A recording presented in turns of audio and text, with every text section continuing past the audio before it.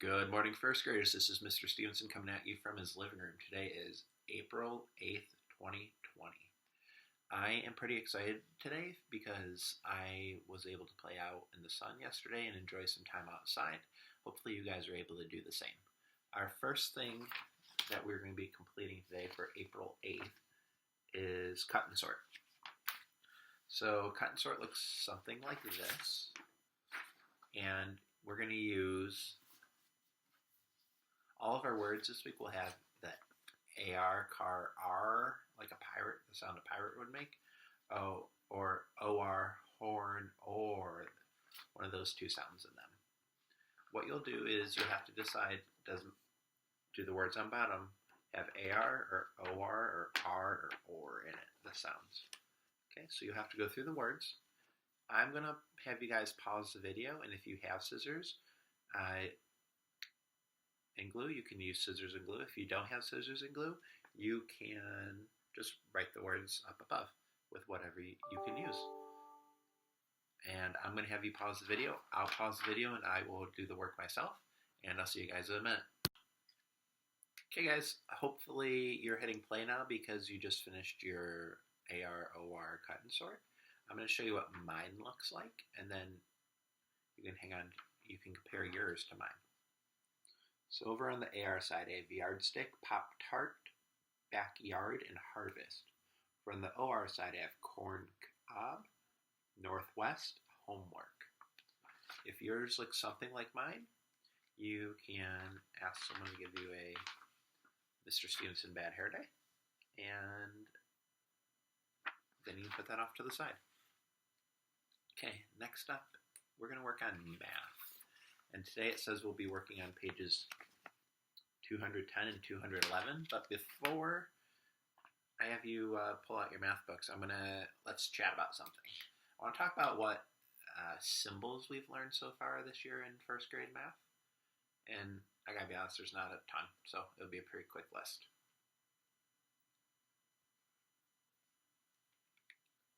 In math, what symbol is this? Yeah, it's a plus sign. So something plus something. Yeah. So kind of the opposite of that sign is this sign. Yeah, that's a subtraction or takeaway sign. So some big number, take away some smaller number. And then there's this sign. Yeah, equals. So something equals something. Really, this is equal to, technically. I'm going to introduce two new signs today, and I think they'll make sense to you. Now that kind of looks like a 7, but it's not. It's a greater than. Greater than two words. So if I have I don't know, 3 donuts here and 1 donut here, we would say 3 is greater than 1. Now, if you could imagine Mr. Stevenson's big mouth being hungry, would I rather have 3 donuts or just 1? Yeah, I'd rather have the greater number. So I'm just going to clean that up some. Okay, and then the opposite of greater than is less than. So if I have 2 M&Ms on this side and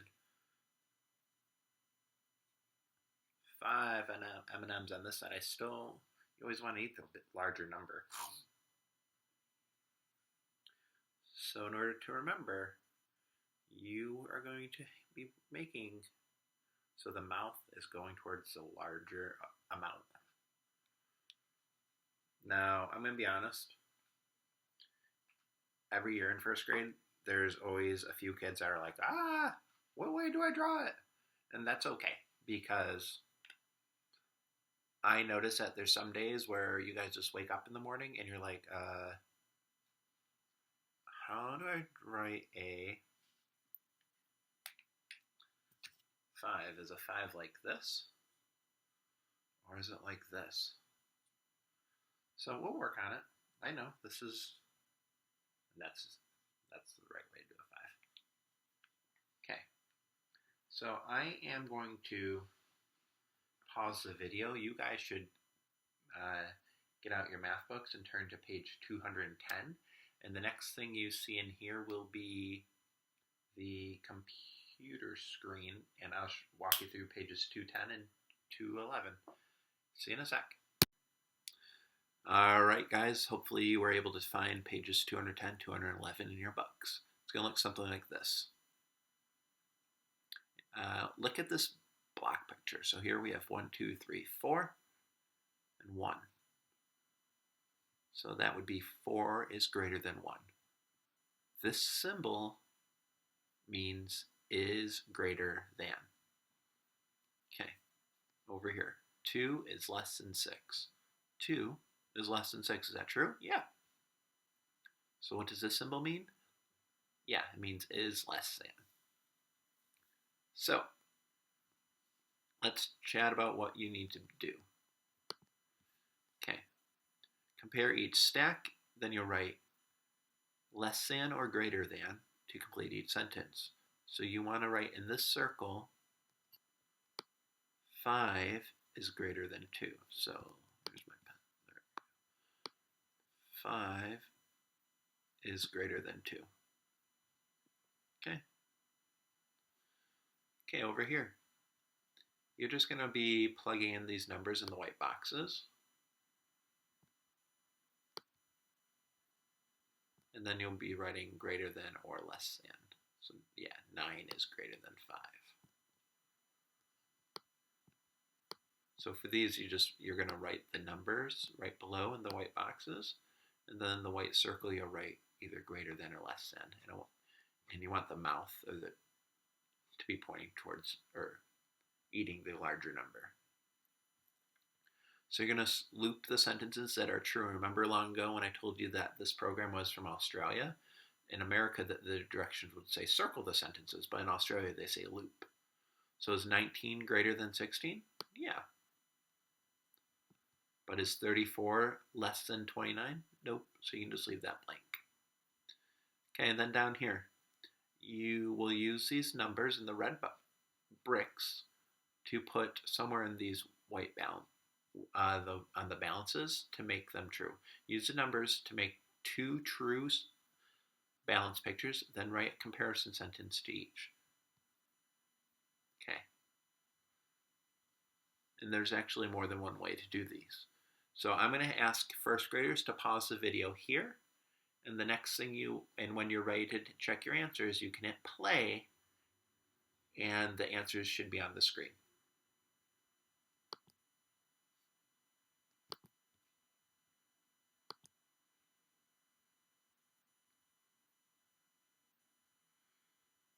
All right, guys, hopefully you just hit play because you finished your pages 210 and 211.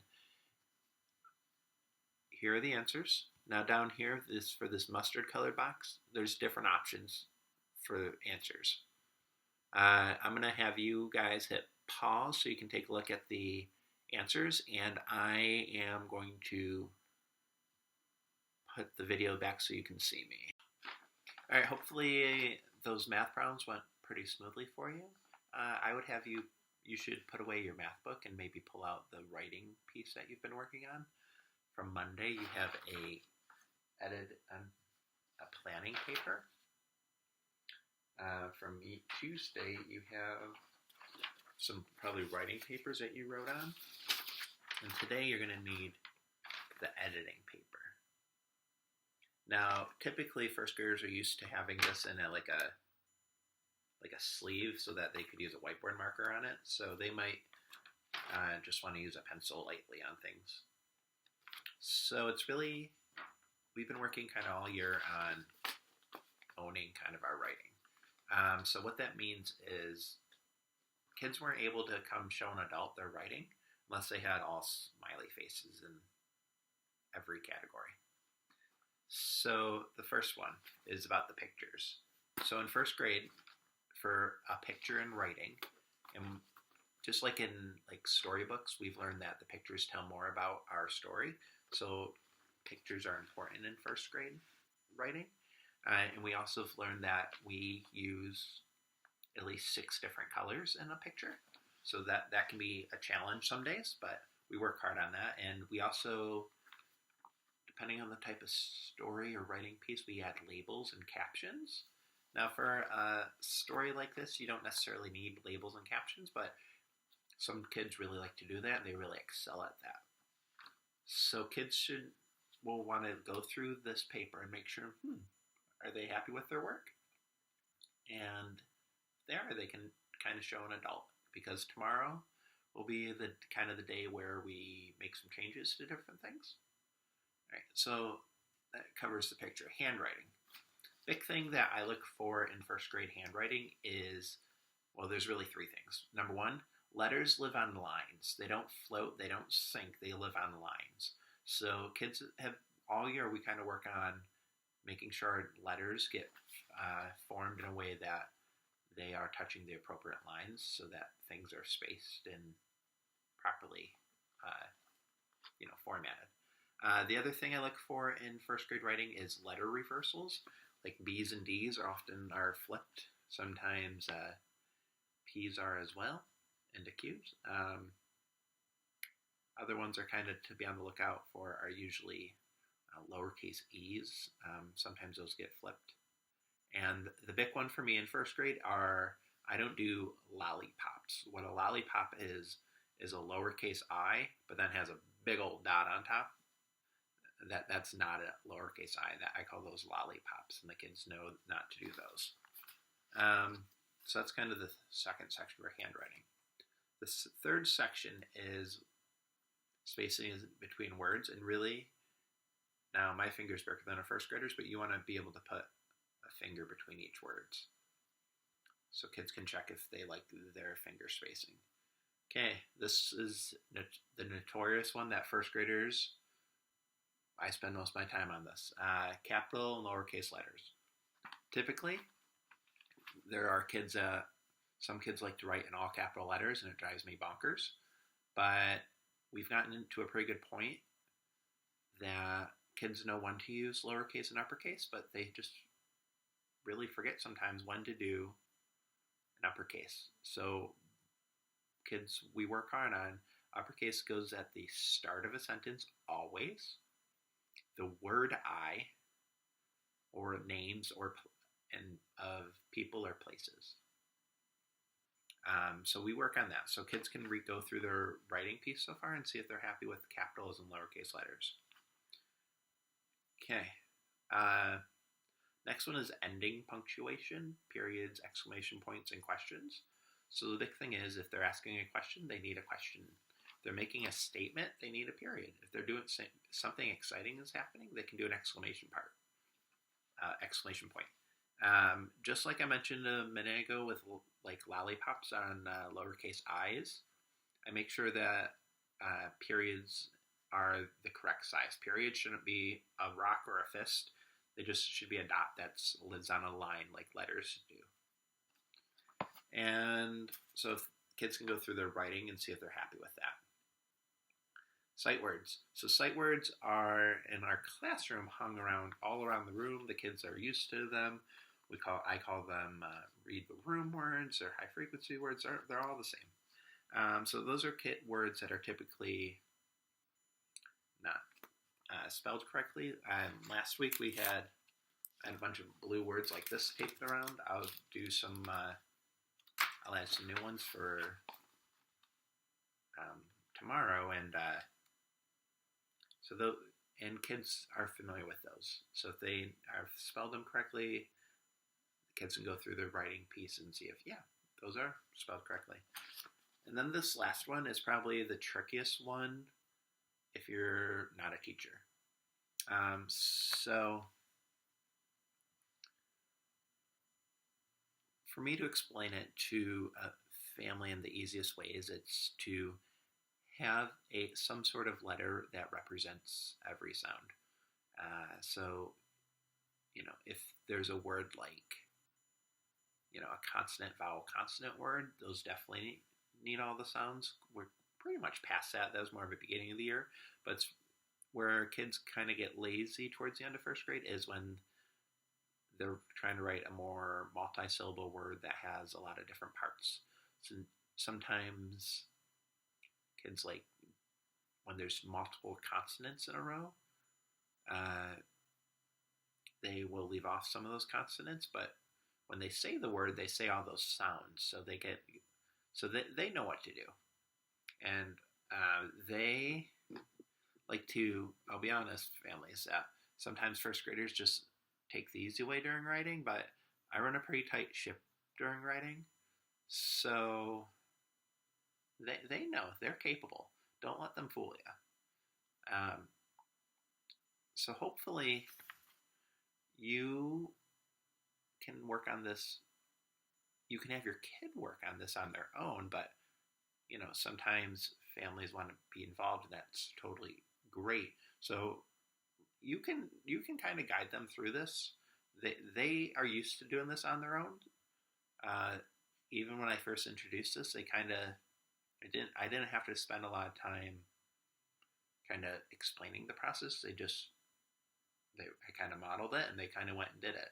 So don't let them fool you on this one. And if you have any questions, let me know. I know it's kind of tricky to kind of think back to when you were in first grade and what that experience was like. So I live it every day. So if you have any questions, let me know.